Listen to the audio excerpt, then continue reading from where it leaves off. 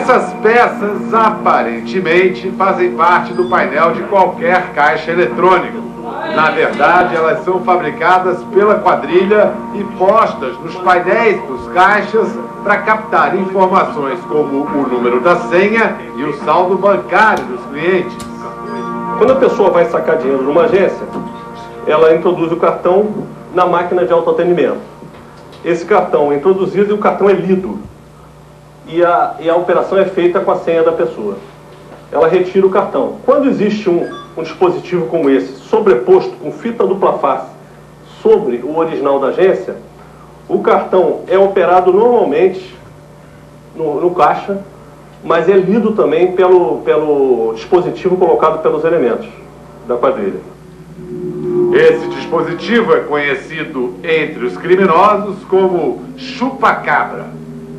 Esse é outro dispositivo apreendido da quadrilha, extremamente sofisticado,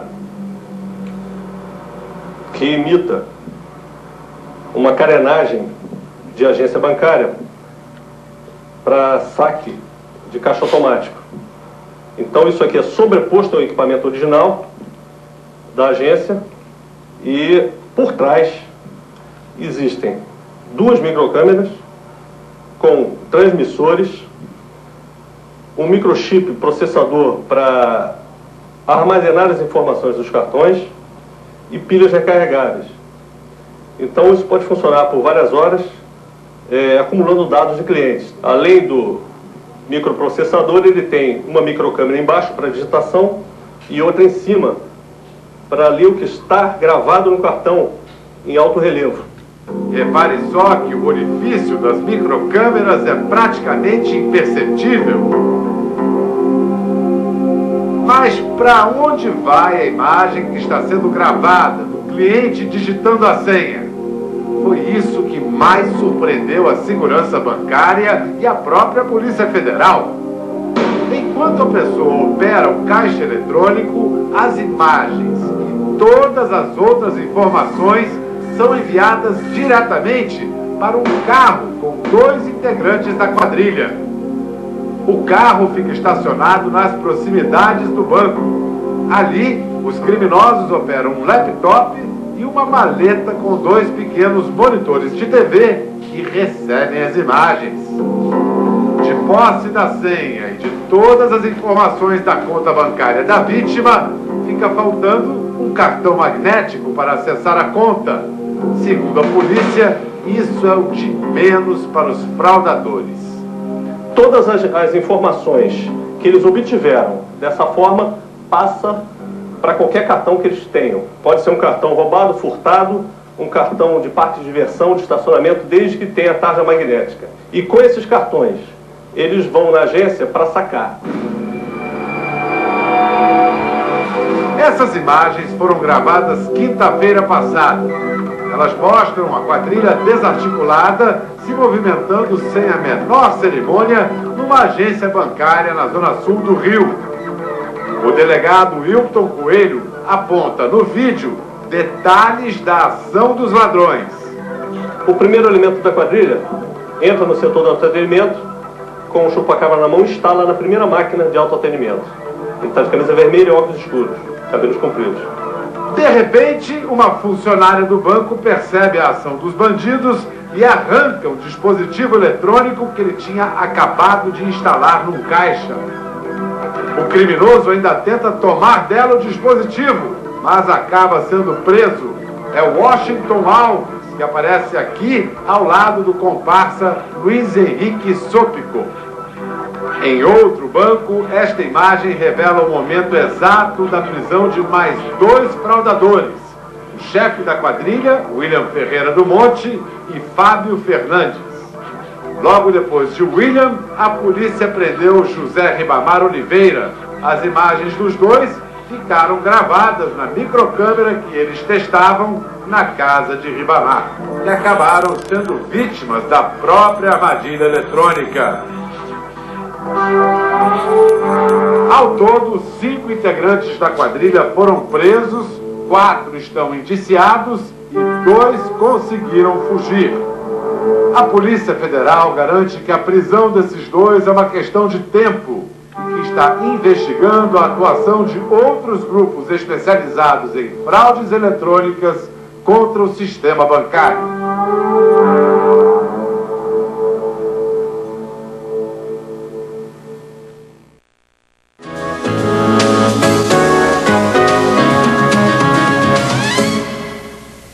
Estou de volta com o Checkmate e eu tenho um pedido de utilidade pública que me foi feito.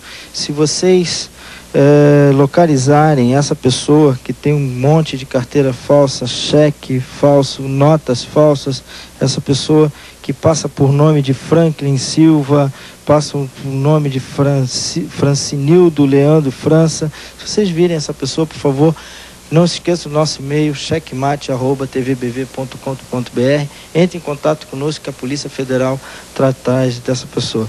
Bom, tô brincando, eu tô aqui na casa do consultor de empresa Arnaldo Ferreira dos Santos. Tudo bom, Arnaldo? Boa tarde. Desculpa a brincadeira de chamar de falsificador pela brincadeira, mas essa era uma brincadeira para chamar a atenção pelo número de carteiras de identidades aqui que você está mostrando para gente, de falsificações, e que você tem trabalhado muito no Brasil inteiro mostrando isso no setor, principalmente no setor bancário, no setor financeiro, mostrando como é possível hoje falsificar não só carteira de identidade, cartão de crédito, nota, cédulas de qualquer valor, inclusive a nova de R$10, que o próprio Banco Central dizia que que não poderia ser falsificada, e isso está acontecendo. Tudo bom? Tudo bem, perfeito. Na verdade, todo esse material ele é utilizado exatamente para mostrar ao comércio, ao lojista, a fragilidade que há do outro lado do balcão por conta de que esses documentos, cada documento desse tem uma história, tem uma pegadinha, tem uma informação de extrema importância ao comércio, ao lojista, de um modo geral, no sentido de que há documentos que eu tenho 185 anos de idade.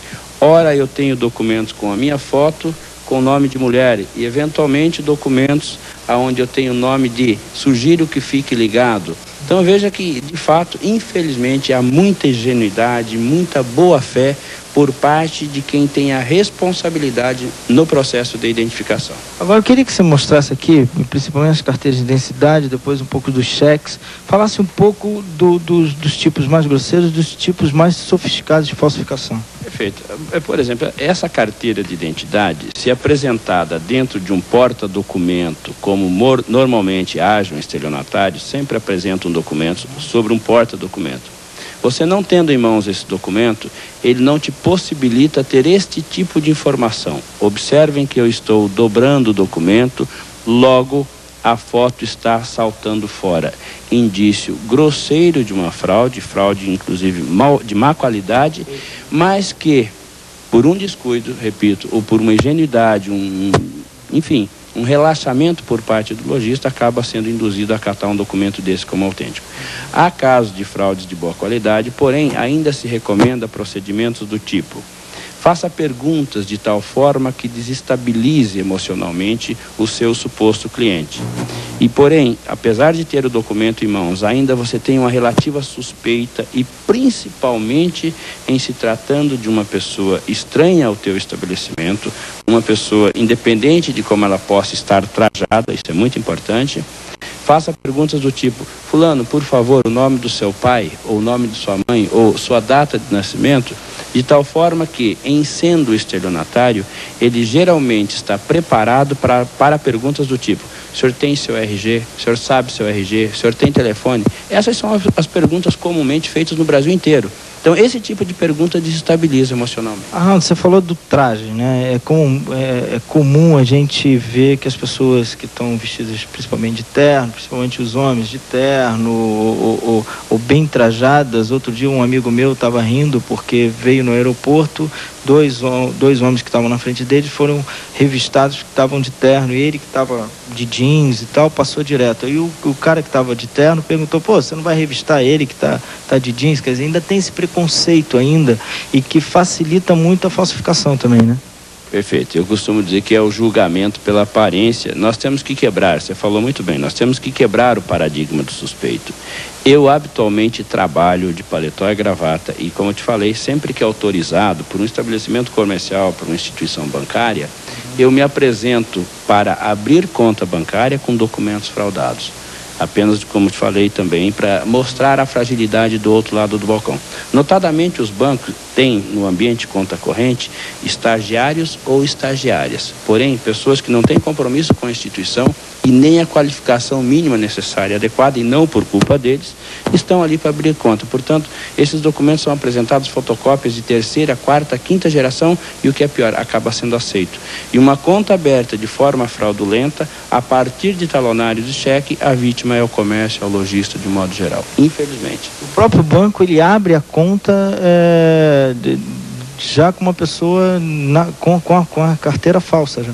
Perfeito. A partir de uma carteira, na verdade, a carteira de identidade, eu sempre que tenho oportunidade, quero inclusive agradecer a oportunidade que vocês estão dando, de nós passarmos informação às pessoas de que o documento de identidade é um documento que tem que ter muito zelo, muito carinho na guarda desse documento, porque ele é efetivamente responsável por 92% das fraudes.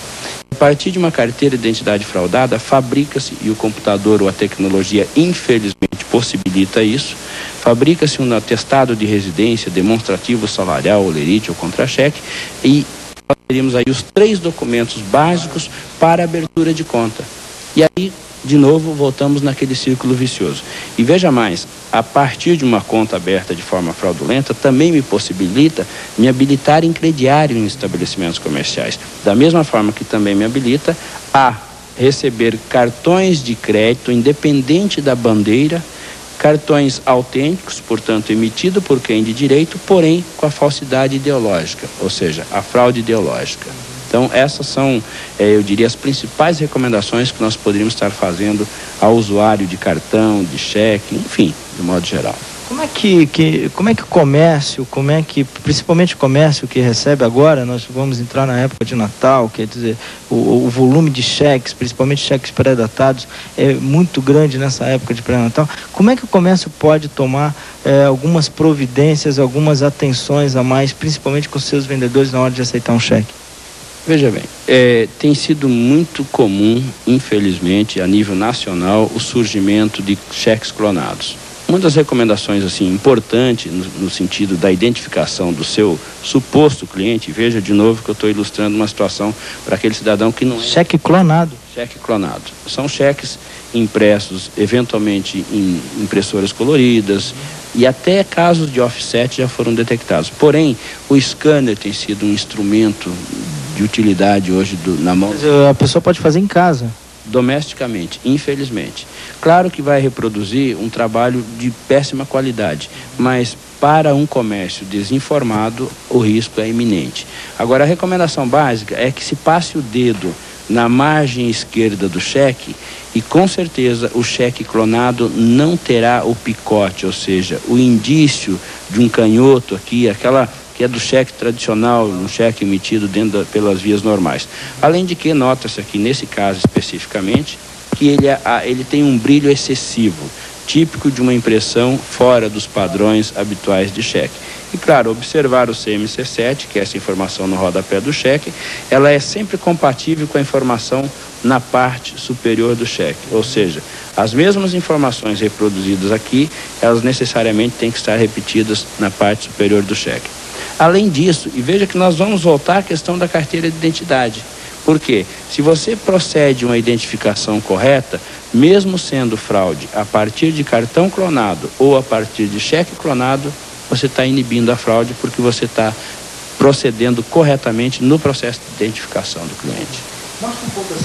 Mostra um pouco essas cédulas que você tem aí. Nós temos várias cédulas de vários valores. Eu até gostaria de aproveitar a oportunidade para passar uma informação. Você teria, por acaso, uma cédula autêntica aí para nós tentar? Deixa eu ver aqui que a situação não está tão boa assim.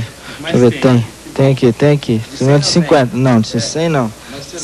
De 50 já ficou difícil arrumar. Ainda lembra como é que era? Lembro. Aquela azulzinha, né? Perde a memória disso, né? Tanto tempo que não vê. Ok.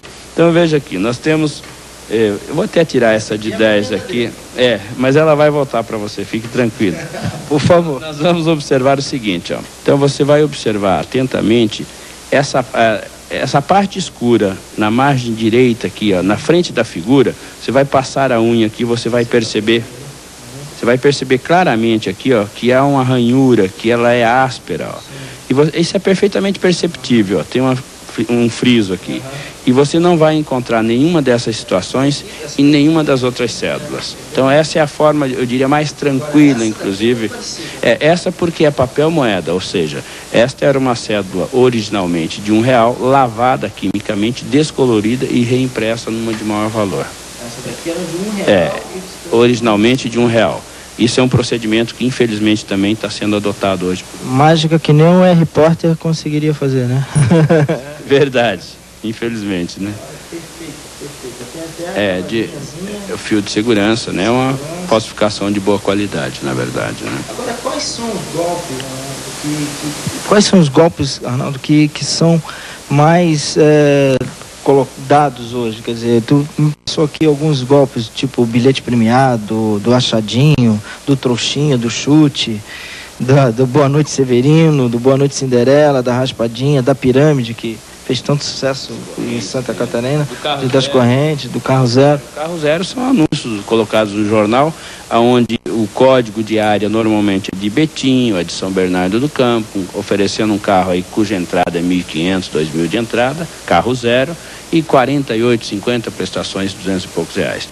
Cada um liga, identifica o código de área e aí se empolga ainda mais, achando que de fato está falando com uma montadora ou alguém próximo de uma montadora. O do bilhete premiado ainda é, no meu entendimento, um dos mais aplicados e que trabalha fundamentalmente com a higienidade, com a boa-fé. Ora, não se admite nos dias de hoje pessoas com esclarecimento comprando um bilhete por R$40 mil, R$30 mil, quando na verdade compra por R$3, R$4 mil. Aliás, há uma inversão de posição aí. Nesse momento, a vítima assume o papel de bobo e o bobo, de fato, assume o papel de esperto, porque supostamente está enganando alguém. Aliás, essa pessoa ela é tão passível de enquadramento, tanto quanto... É a famosa lei de Gerson, né? Está querendo se dar bem, né, numa história de que vê que o outro está necessitado, vendendo um bilhete que está premiado aí, valendo 30, 40 mil, podendo comprar por R$2 mil e acaba se dando mal. Perspectiva de ganho fácil e ganância, que, aliás, isso aqui retrata bem o olho grande. Então, em geral, as pessoas vítimas de golpe, independente do golpe, uma das razões é essa aqui, sem sombra de dúvida. É verdade. Infelizmente, a gente ainda tem muita gente assim que acaba se dando mal porque... Agora, essa nota aqui, ela não era infalsificável? Não sei nem se existe essa palavra. A verdade é o seguinte, a segurança, na verdade, ela baseia-se no tripé da informação, tecnologia e pessoas. E você não pode nunca subestimar a inteligência das pessoas nesse processo. Portanto, ninguém pode atestar e afirmar que isso ninguém nunca vai falsificar, porque isso não existe. Na medida que você diz isso, você está desafiando a inteligência das pessoas. Arnaldo, eu quero agradecer a presença aqui no Checkmate. Desculpa a brincadeira que eu fiz no iníciozinho da nossa conversa. No dia agora, 6 de dezembro, você estava fazendo um seminário de prevenção a fraudes e desvio na empresa, né? Perfeito. Esses assuntos serão tratados com muito mais propriedade no Castelmar Hotel, dia 6 de dezembro. O telefone para contato é com Arte Impressa Eventos, telefone 3025 5370.